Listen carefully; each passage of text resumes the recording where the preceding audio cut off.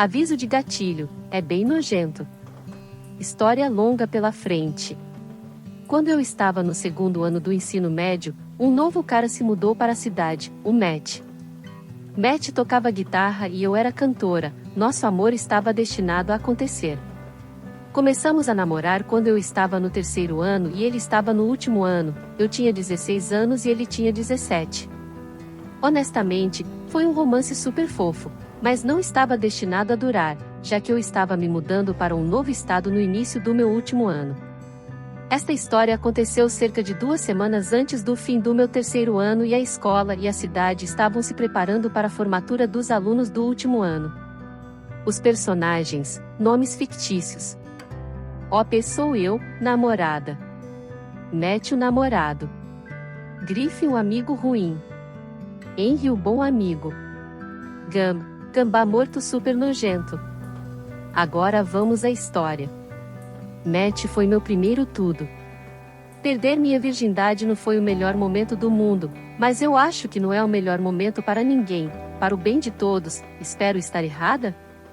Matt e eu éramos desajeitados, mas conseguimos estabelecer limites antes de qualquer coisa acontecer. Nessa conversa, concordamos que era realmente importante para nós dois que isso permanecesse em segredo, absolutamente nada de se gabar ou ser estranho perto dos amigos. Griffin era um aluno do último ano e fazia parte do nosso grupo de amigos, mas não era um amigo próximo. Todos nós estávamos na orquestra, coral ou banda. Todos os alunos desses programas circulavam no mesmo círculo social. Griffin era cristão e isso era uma grande parte de sua identidade enquanto estávamos na escola. Ele tinha carisma, ou algo assim, costumava convidar os colegas de classe para a igreja dele enquanto nos envergonhava gentilmente por não sermos exatamente como ele. Embora ele fosse um desanimador, seu carisma ou o que quer que fosse mantinha-o ativo no cenário social e ele estava em todos os principais pontos de encontro que consigo lembrar naquela época. Eu era amigável com o Griffin porque, para simplificar, eu não tinha confiança.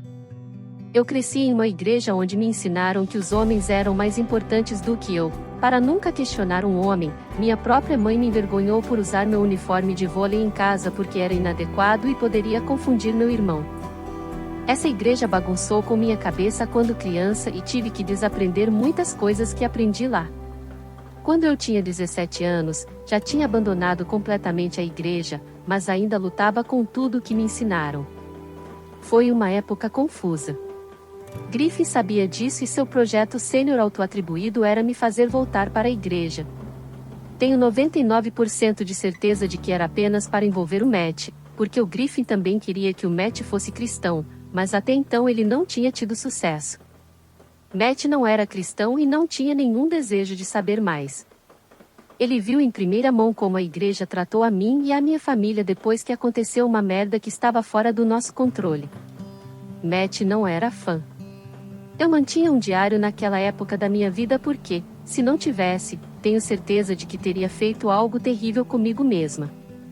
Meu diário era simples, sem nada para chamar a atenção, porque eu nunca queria que minha família pensasse que era um diário, era para parecer um caderno escolar.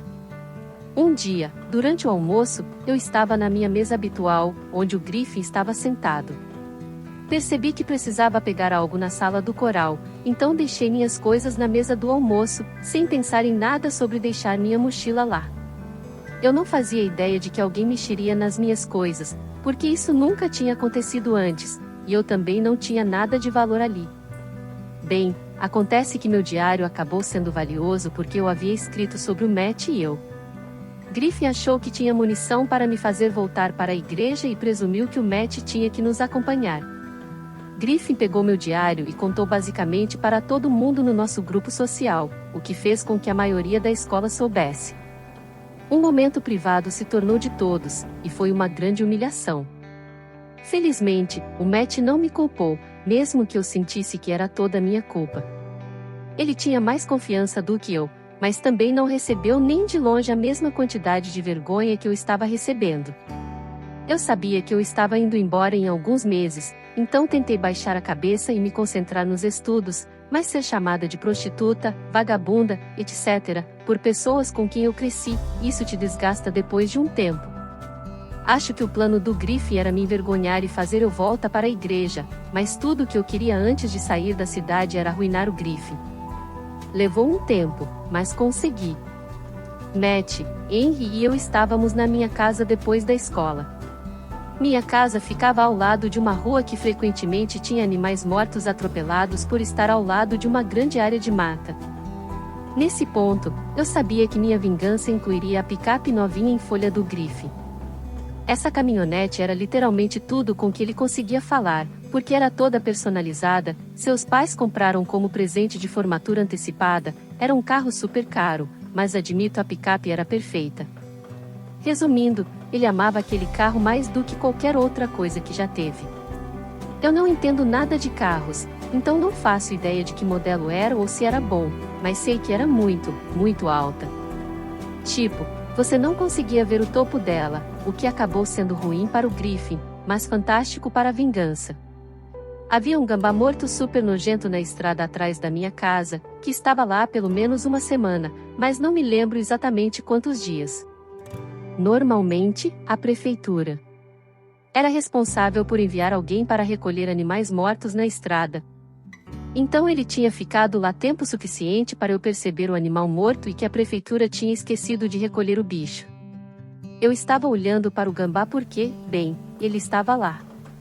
Eu estava olhando, Matt começou a olhar, e depois o Henry começou a olhar. Começamos a conversar sobre o Griffin enquanto todos olhávamos para o bicho em decomposição na rua. Estávamos conversando e eu estava ficando irritada, mais irritada e depois furiosa. No entanto, me acalmei quando percebi que tínhamos uma oportunidade incrível diante de nós. Senhores, vamos pegar aquele gambá e colocá-lo no caminhão do Griffin. Isso não seria tão simples, então começamos a pensar em como poderíamos fazer isso sem sermos pegos. Griffin morava em uma área da cidade onde era mais rápido para ele ir a pé para a escola em vez de dirigir, atalho pela mata até a escola, o que significava uma caminhada de 3 minutos. Dirigir para a escola significava que ele tinha que ir a 20 km por hora, ou mais devagar, e um dos policiais sempre estava por perto por causa da localização das escolas, então não era possível acelerar. Ainda assim, não levava quase tempo nenhum, mas era um percurso mais longo que o atalho. Griffin, é claro, dirigia para a escola. Tínhamos um plano.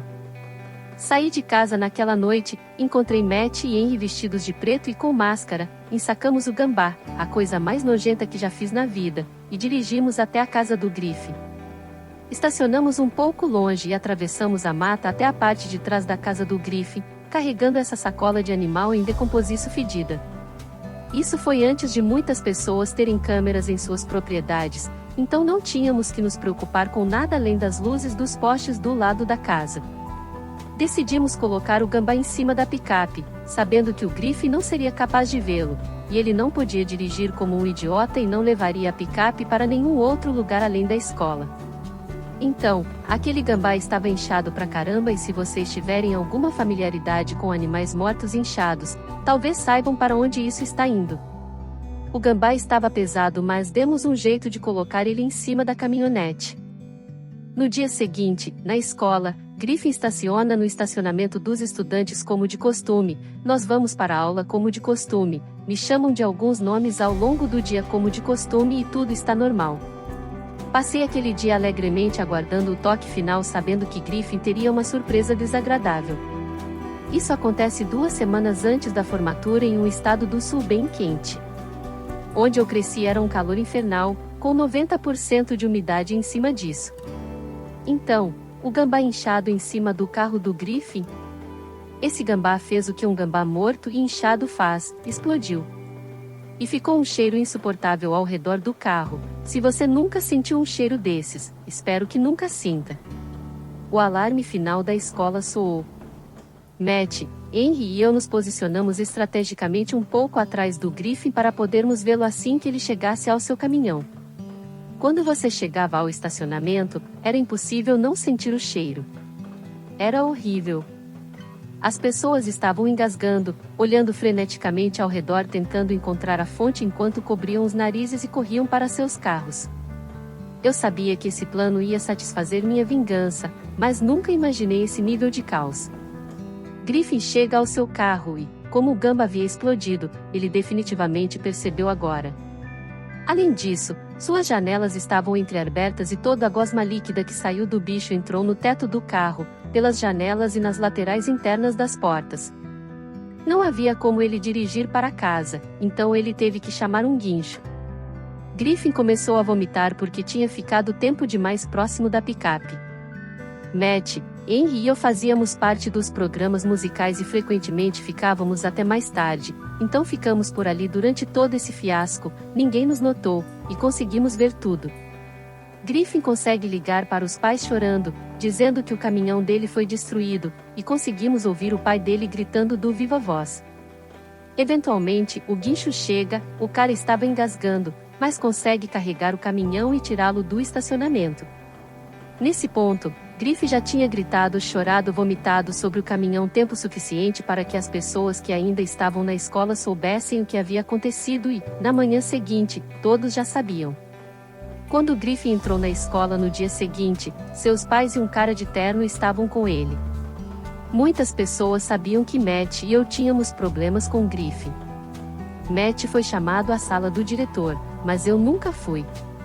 Eu nunca saberei o motivo exato disso, mas é provavelmente uma combinação de não ter nenhuma prova física contra o Matt ou contra mim e de que ninguém imaginava que uma mulher estaria envolvida em um esquema de retaliação tão nojento.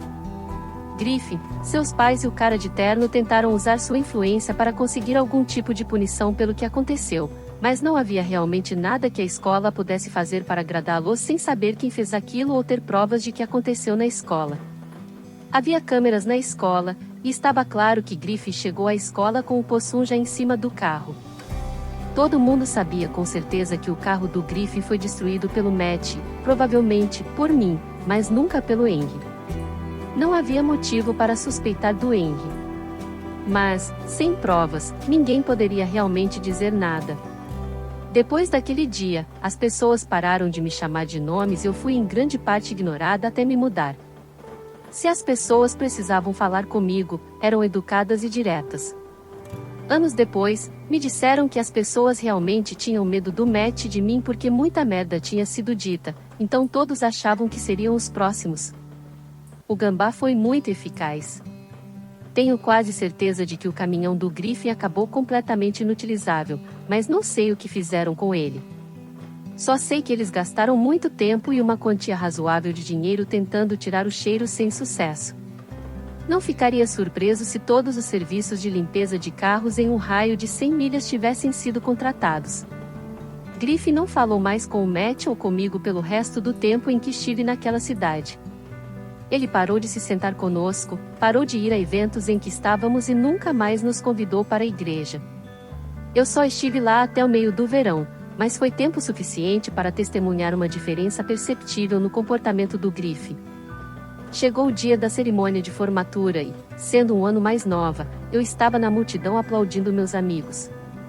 Isso foi completamente não planejado, mas fico empolgada imaginando o rosto dele décadas depois.